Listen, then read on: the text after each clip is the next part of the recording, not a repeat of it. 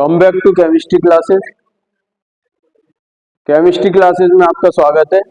आज का जो टॉपिक है आपका relation between electrode potential and standard electrode potential, यानी इस रिलेशन के बेस पर ही आपका 3 मार्क्स का क्वेश्चन बनता है बोर्ड एग्जाम में।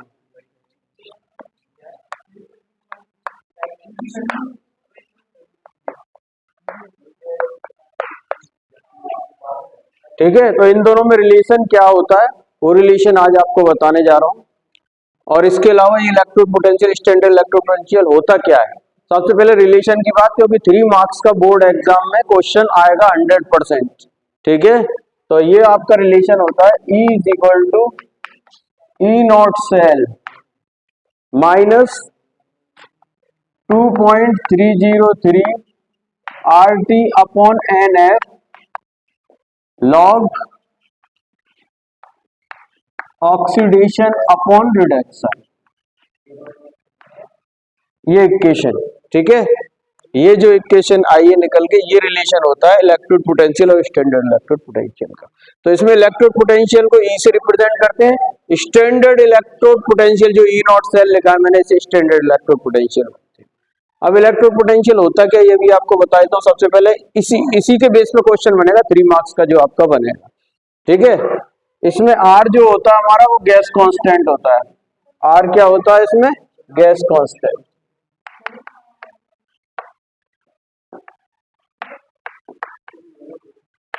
R की value 8.314 kilo joule mole inverse इसकी यूनिट होती है। ठीक है, उसके बाद T जो है इसमें टेम्परेचर है।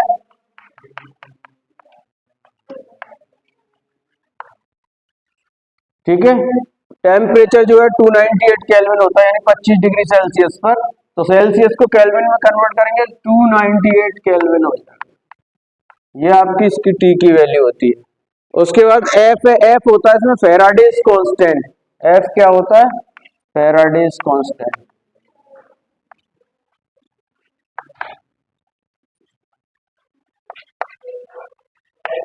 और फैराडेज कांस्टेंट की वैल्यू होती है 96,500।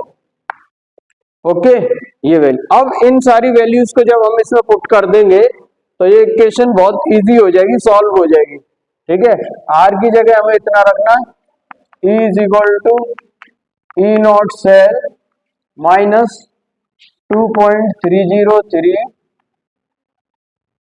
Into R। R की वैल्यू जो है आपकी 8.314 और T जो है आपका 298 केल्विन है,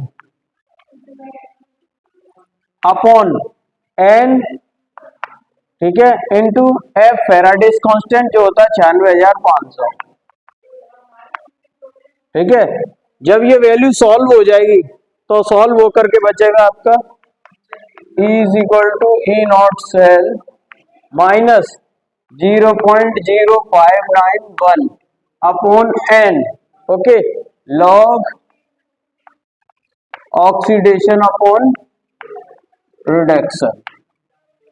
ये सॉल्व होकर के बचेगा आपका। तो इसको आप डायरेक्ट रख सकते हो इजी इक्वेशन को, और इससे ई सेल निकाल सकते हो इलेक्ट्रोड पोटेंशियल। अब ई नॉट सेल आपको निकालना हो अगर दे ना रखा हो न्यूमेरिकल में तो, ठीक है, तो आप ई नॉट सेल कैसे निकालेंगे ये भी देख लो।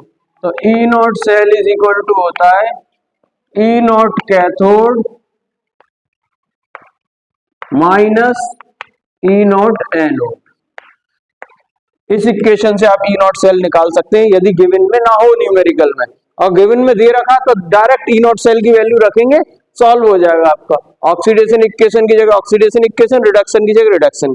अब इसमें एन क्या है, एक चीज ये और मालूम होना चाहिए। एन है इसमें number of electron involve in the reaction. Reaction में कितने इलेक्ट्रॉन इन्वॉल्व हो रहे हैं, 2 इलेक्ट्रॉन हो रहे हैं, 6 इलेक्ट्रॉन हो रहे हैं, वो नंबर ऑफ इलेक्ट्रॉन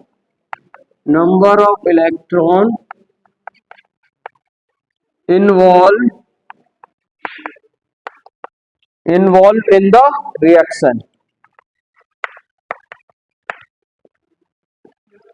ठीक है, तो ये नेक्स्ट इक्वेशन है आपकी। और relation between electrode potential and standard electrode potential, E is equal to E not cell minus 2.303 RT upon NF log oxidation upon reduction. ठीक है, तो n number of electron involve in the reaction, f is Faraday's constant, value is 96,500। ठीक है, जब इस सबको solve कर लेंगे तो आपको इतना रह जाएगा, E is equal to E not cell 0.0591 upon n log oxidation upon reduction. n क्या है इसमें, number of electron involve in the reaction. जैसे कि मान लो जिंक और कॉपर की रिएक्शन ली है मैंने अलग से, इसको भी आपको यहां से बताता हूं। ठीक है, तो Zn इलेक्ट्रॉन लूज करेगा तो ये हो जाएगा Zn2 पॉजिटिव प्लस 2 इलेक्ट्रॉन। दूसरा कॉपर का लिया, ये इलेक्ट्रॉन गेन कर रहा है तो इसमें 2 इलेक्ट्रॉन जोड़ दिए हमने और ये बन गया Cu। ठीक है, तो ओवरऑल रिएक्शन क्या हो जाएगी, Zn plus Cu2 positive gives Zn2 positive plus Cu। ठीक है, तो इसका यहां से यहां क्या हो रहा हमारा, ऑक्सीडेशन। ठीक है, जब ऑक्सीडेशन नंबर बढ़ता है तो ऑक्सीडेशन होता है, और ऑक्सीडेशन नंबर घटता है तो रिडक्शन होता है। ठीक है, तो यहाँ Cu2 पॉजिटिव से Cu हो रहा है तो ये हो गया आपका रिडक्शन। ठीक है, तो ऑक्सीडेशन यानी Zn के लिए आपका Zn2 पॉजिटिव ऊपर आ जाएगा आपका, और Cu2 पॉजिटिव नीचे आ जाएगा, क्योंकि ऑक्सीडेशन किसका हो रहा है हमारा, Zn का हो रहा है। ठीक है, और रिडक्शन किसका हो रहा है, Cu का हो रहा है, Cu2 पॉजिटिव का, क्योंकि रिडक्शन में क्या होता है, कम हो जाता है। तो इससे नेक्स्ट आपको इसमें इक्वेशन रखना बताएंगे, कैसे वैल्यूज रखते हैं, और ऑक्सीडेशन रिडक्शन Zn Cu कैसे रखा जाएगा इक्वेशन के अंदर, ये सारी चीजें बताएंगे। और electrode potential, standard electrode potential होता क्या है, ये भी नेक्स्ट वीडियो में बताएंगे। लेकिन ये 3 नंबर का न्यूमेरिकल फिक्स है, बस जो भी बच्चा इस इक्वेशन को याद कर लेगा तो 1 नंबर तो यही फिक्स हो जाएगा। ठीक है, उसके बाद वैल्यूज वगैरह जो दे रखी न्यूमेरिकल में उसको पुट करेंगे आप। ठीक है, पुट करने के बाद 2 मार्क्स उसमें हो जाएंगे, सॉल्यूशन करेंगे 3 मार्क्स उसमें हो जाएगा। तो यानी 3 नंबर का ये क्वेश्चन 100% बोर्ड एग्जाम के लिए है। ठीक है, 100% बोर्ड एग्जाम। नस्ट इक्वेशन बोलते हैं इसे, क्या बोलते हैं, नस्ट इक्वेशन, NERNST। तो आपको इस नाम से ध्यान रखना, ये नस्ट इक्वेशन है। ठीक है, जिस बच्चे ने बिल्कुल ही पढ़ाई नहीं की है, इस इक्वेशन को याद कर ले, और याद करने के बाद इसकी न्यूमेरिकल वैल्यूज पुट कैसे की जाती है वो नेक्स्ट वीडियो में और बताऊंगा मैं इसके बारे में। लेकिन इसी के लिए 1 मार्क्स हो जाएगा आपका, इतनी इक्वेशंस आप कर लेते हैं। ठीक है, ये इतनी इक्वेशंस करते हैं, 1 मार्क्स आपको मिल जाएगा सीधा। और इधर ऑक्सीडेशन रिडक्शन की वैल्यू न्यूमेरिकल में दी जाएगी, वो रख देना, कंप्लीट हो जाएगा। ठीक है, हमारे चैनल को लाइक, सब्सक्राइब, शेयर करें और आगे की वीडियो देखने के लिए। ठीक है,